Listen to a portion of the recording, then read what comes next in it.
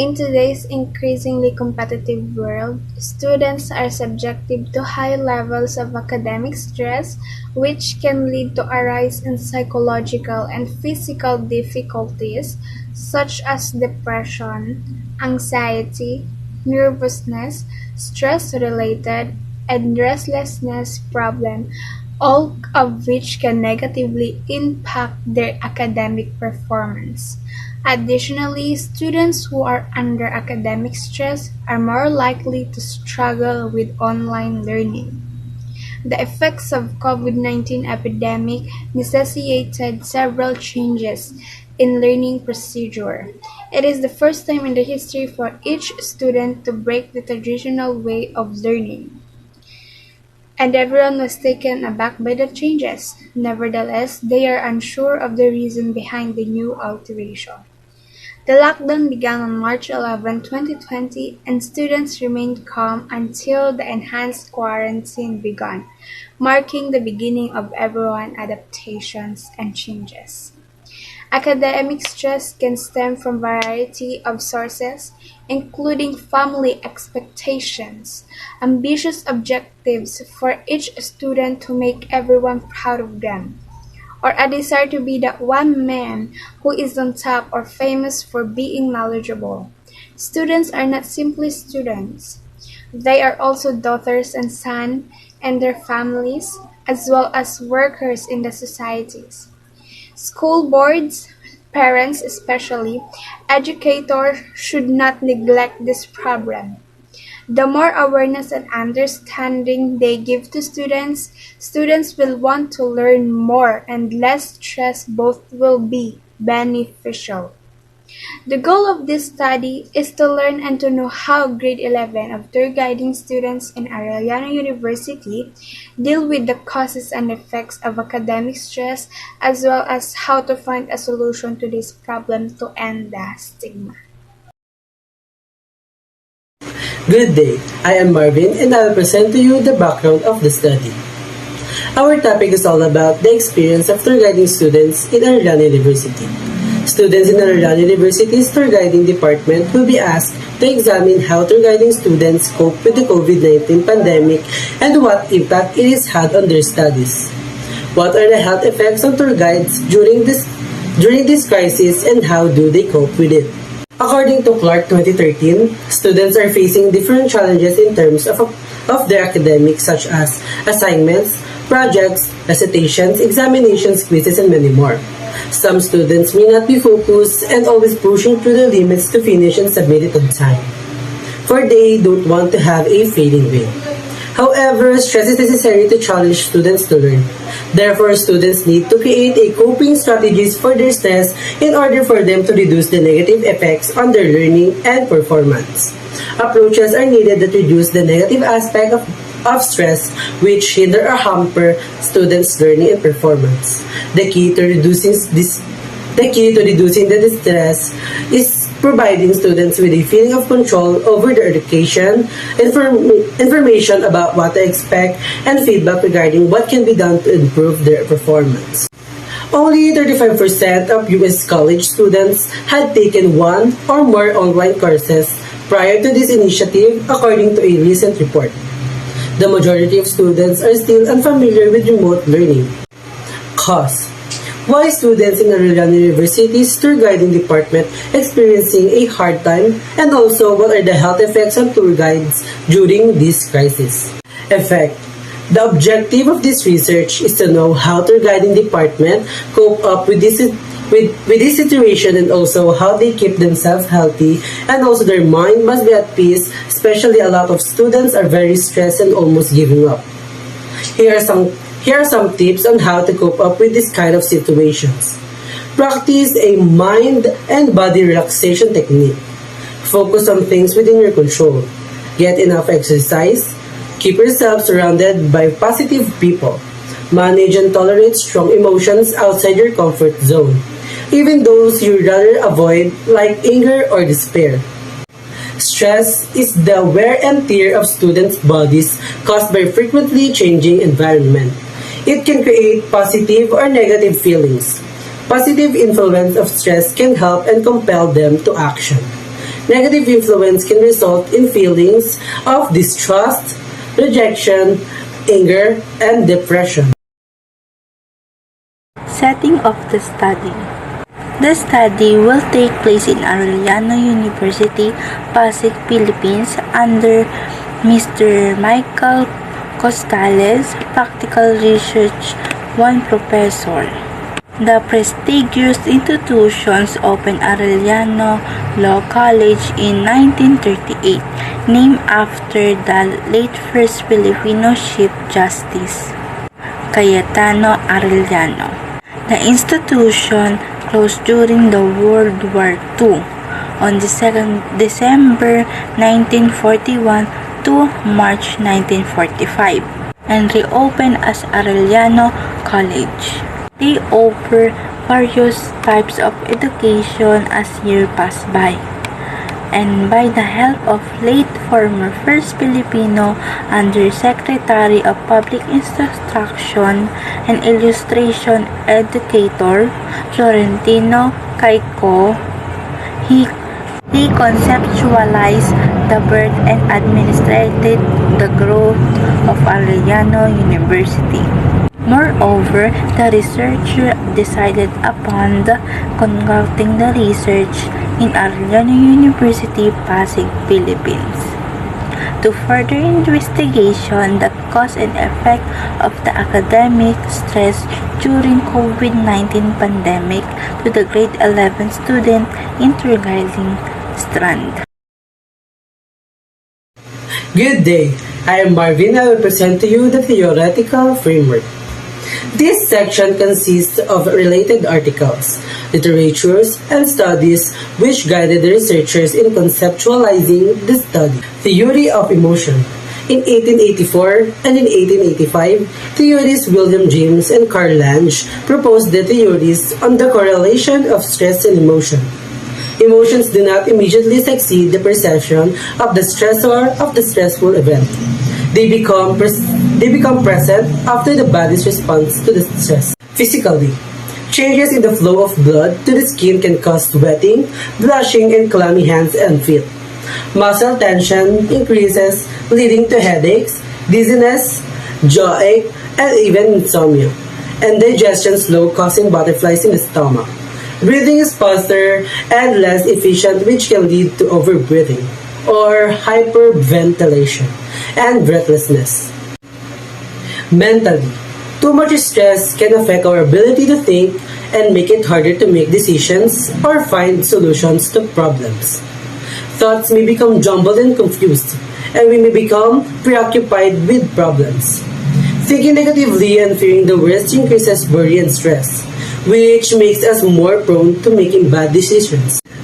Lastly is emotionally. People respond to stress in a number of different ways, from irritability, anger, frustration, fear, anxiety, self-doubt, panic, despondency, feelings of inadequacy, insecurity, hopelessness, unhappiness, emotional withdrawal, and depression. The theory of stress theory explains that when an individual is suffering from stress, the emotion that surges upon our body is not immediately felt. The individual will only feel the emotion or stress, the body will respond to the stress. In today's world, competitiveness is extremely high among person to another. Academic was one of them. The academic stress that every student is coping up in today's situation was more difficult than the other year because of the pandemic. That's why the purpose of this research is how to students of Arellano University, especially tour guiding students, cope up with the cause and effect of academic stress during the COVID-19 pandemic. It answers the questions: what are the academic stress that the students experiencing? What are the causes of their academic stress? What are the effects of academic stress in their daily life? And why students experiencing academic stress? Hi, I'm Hazel Joyce Suplido and I present to you significance of this study. The researchers conduct this research to provide the various importance of it, and it informs the students, teachers, parents, and administration about how grade 11 tour guiding students cope with the cause and effect of academic stress during COVID-19 pandemic. The result of the study will be beneficial of the following. Students.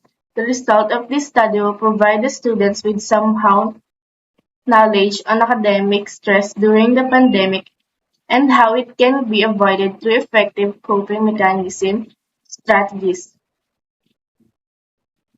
It will give students a realization that academic stress is a problem that should be lessened and avoided, and if they don't handle it well, there will be much bigger problems that will follow. Also, it will give them information about the cause of academic stress like teachers, family background tests, peer time management, studying in a group, and self-inflicted stress, and its possible effect of their health, behavior, and academic performance. Somehow, this study will guide the students to focus of their studies. Parents. The parents are the ones who guide their children and can be also the ones who can help them in stress they are encountering through giving advice and motivation. Parents. The parents are the ones who guide their children and can be also the ones who can help them in stress they are encountering through giving advice and motivation. In the contrary, parents can also be the cause of stress the students experience. Parents have greater influence in motivating their children to avoid the stress they encounter and give them some advice. The finding of this study will make the parents fully understand the value of their role. This will also serve as a guide to monitor their children and help them to cope up with this kind of problem. Teachers. Teachers are the student's second parent. The study can inform the teachers on how they can affect or contribute to the stress of students and how they can help in diminishing the stress they experience. The results of this study would serve as a reference to some teachers to know how academic pressure can affect the participation of a student in class and how they would handle it. In that way, teachers would focus more on their students' specific needs in order to decrease the stress they encounter. It will also guide them in some activities so that they could motivate their students in developing their academic performance and other school-related accomplishments. TORS. School administrators. This study will be a great support for the school administrators to be knowledgeable about the current condition of some students' education, especially those who experience academic stress. This would also guide them to develop friendly activities that would come up their academic pressure and problem that enhance their academic motivation. Future researches. The future researchers could use this study as a reference for their own research. Hi, I'm Angelica Badong and I present to you the scope and delimitations. The study will focus on how a student cope with the cause and effect of academic stress during the COVID-19 pandemic. The primary subject of this research study will be grade 11 students enrolled in the academic year 2021 to 2022. The respondents will be limited to the 20 students in grade 11 who are in the tour guide section of Arellano University Senior High School in the city of Pasig. Furthermore, the participants were those who experienced the cause and effect of academic stress during the pandemic. Thus, based on the respondents, almost half or more of each section experienced academic stress during the pandemic.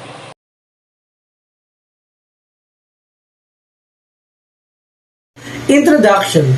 This chapter contains the analysis of findings. More specifically, in this chapter, the author presents what are the usual behavioral effects of stress you've noticed at yourself. How able do you feel to handle stress when you are experiencing it? What are the most pressing stress factors in your current academic context? What is something that our university could do to help lower your stress? How does academic stress affect your academic performance? The researchers interviewed and surveyed random people using the convenient sampling method. It is subjectively select people at a random who have time to answer those questionnaires. Transcription. Ano ang mga pangkaraniwang epekto ng stress na napansin mo sa iyong sarili? Transcription 1.1. Kahirapan sa pakikipag-usap, pagkairita, pagsiklab ng galit, madalas na pagtatalo, tumaas ang paggamit ng tabako, alkohol, droga, asukal o caffeine. As a fellow student, I understand your perspective. Many people have difficulty communicating when they are stressed. Transcription 1.2. Nabawasan ng kahusayan at pagiging epektibo, kahirapan sa pakikipag-usap, pagkairita, pagsiklab ng galit, madalas na pagtatalo, pagbabago sa paggawi ng pagkain, pagbabago sa oras ng pagtulog, pagbabago sa pagganap ng aktibidad. Tumaas ang paggamit ng tabako, alkohol, droga, asukal o caffeine. Sobrang pagbabantay tungkol sa kaligtasan o sa kapaligiran. Citation of 1.2. Actually, as a fellow student, you can prevent it because not all of your attention is focused on one task. Make it harder to focus and be less active in class, causing stress as the result of what we do.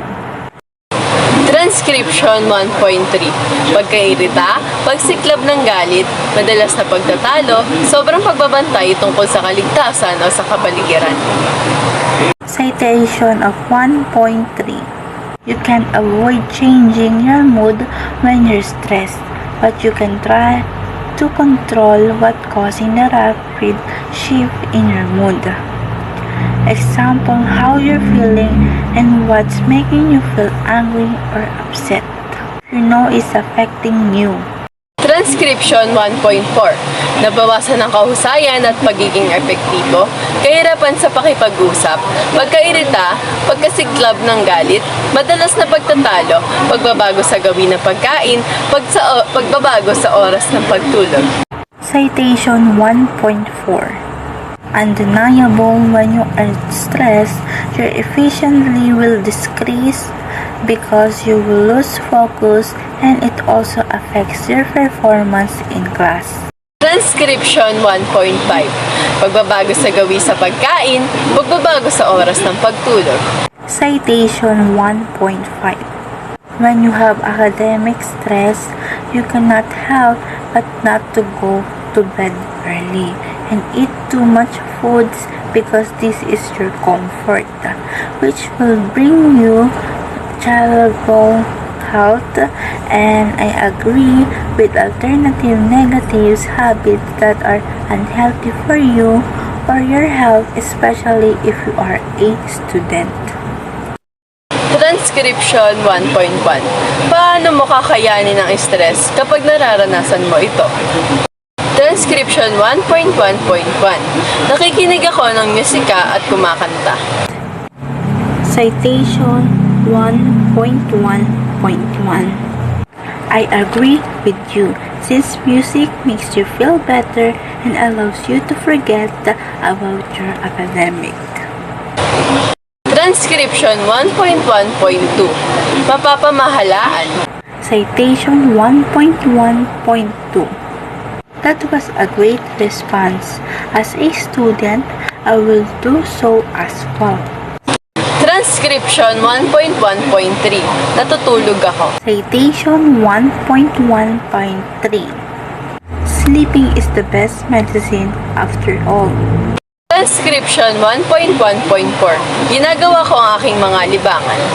Citation 1.1.4. That's wonderful choice. As a student, I will do it as well. Transcription 1.1.5. Sa pamamagitan ng panonood ng pelikula. Citation 1.1.5. Not a terrible idea. It also aids stress reduction. Transcription number 2.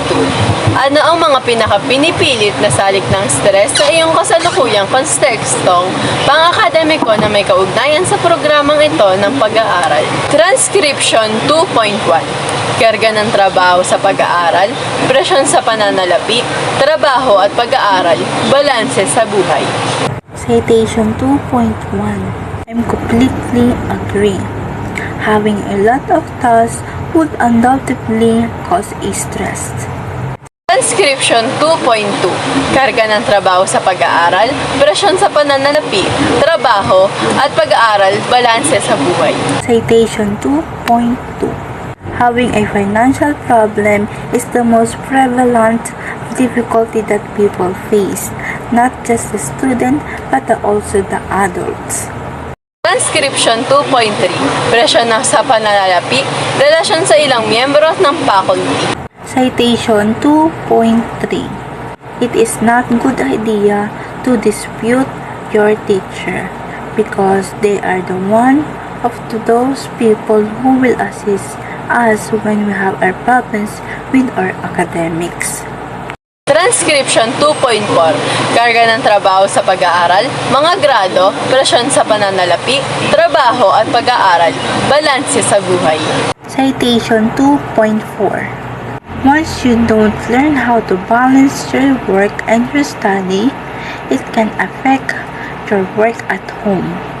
And you can help but delay your study work, making you late to submit and resulting in change in your marks. Transcription 2.5. Relasyon sa ibang estudyante. Citation 2.5. When a classmate does something wrong, it will lead you to a lot of thoughts or embarrassment and eventually ruin one another. Transcription number 3. Ano ang isang bagay na maaaring gawin ng ating universidad upang makatulong na mapababa ang iyong stress? Transcription 3.1. Higit pang mga programa sa kalusugan ng isip na binubuo ng mga mag-aaral na nagbibigay ng payo mula sa karanasan. Citation 3.1. That was a wise decision. Having more programs is beneficial to all students. Transcription 3.2. Magbigay ng oras o isang araw para sa bawat aktibidad sa paksa. Citation 3.2. Giving us a long deadline is a wonderful idea since we all have sufficient time to rest and do other things. Transcription 3.3. Mas mababang tuition fee. Citation 3.3. Due to budgetary constraint, tuition fee must be reduced. Not everyone afford to pay the entire tuition. Transcription 3.4. Sanayin ang kanilang mga guro na makipag-usap ng maayos sa mga mag-aaral. Citation 3.4. It is usual for a teacher has a authority to speak to the kids, but they must do it in the calm manner. Transcription 3.5. Ang online class ay malaking tulong para sa ating mga mag-aaral. Citation 3.5. I agree with you because we have more time at home to help one another. Transcription 3.1. Paano nakakaapekto ang akademikong stress sa iyong akademikong pagganap? Transcription 3.1.1. Malaki, maaari itong baguhin ang aking mga resulta sa akademiko, aktibidad. Citation 3.1.1. I appreciate your feedback. Your academic accomplishment will undoubtedly improve because it will be easier to find the answer to the question. Transcription 3.1.2. Bawasan ng kahusayan at pagiging effective. Citation 3.1.2. It is indisputable that when you are anxious, your efficiency decreases because you will lose attention, which impacts your performance in class. Transcription 3.1.3. Pakiramdam ko, mahina ako. Citation 3.1.3. I completely agree.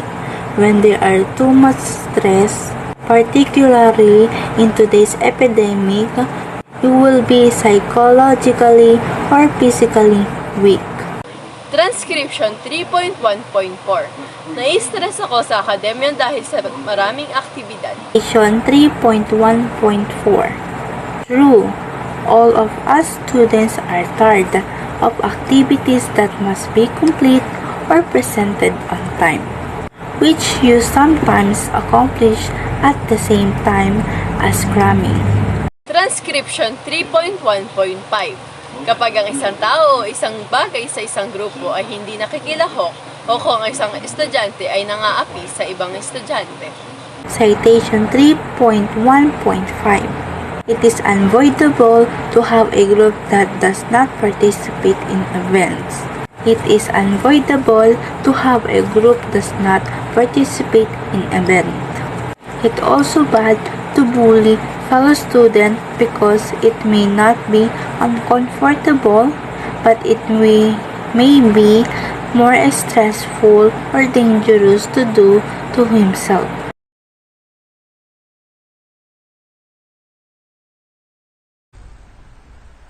The research summary is presented in this chapter, and the study findings are reviewed and understood. The importance of the study in the legitimate context of how Arellano University students deal with academic stress. The chapter concludes with research suggestions. Academic stress is extremely distressing, and this study provides some insight into how students at Arellano University, particularly tour guiding students, manage with it. The purpose of this study is to learn how the students deal with academic stress by answering the following 5 research questions. Number 1. What are the behavioral effects of stress you've noticed at yourself? Number 2.